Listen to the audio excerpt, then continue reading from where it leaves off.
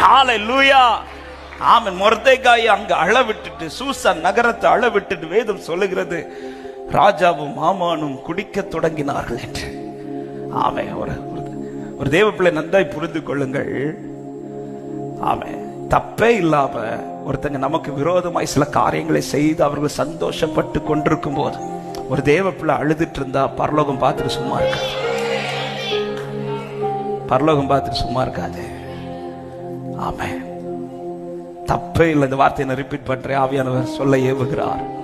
தப்பே இல்லாம ஆமென் உங்களுக்கு விரோதமாய் சில காரியங்களை செய்து அவர்கள் சந்தோஷப்பட்டு கொண்டிருக்கும் போது நீங்கள் ஒரு ஓரத்திலிருந்து அப்பா சமூகத்துல நீதிக்காய் அழுது கொண்டிருக்கிறீர்கள் என்றால் கர்த்தர் பார்த்துட்டு இருக்க மாட்டார். கர்த்தர் பார்த்துட்டு இருக்க மாட்டார்.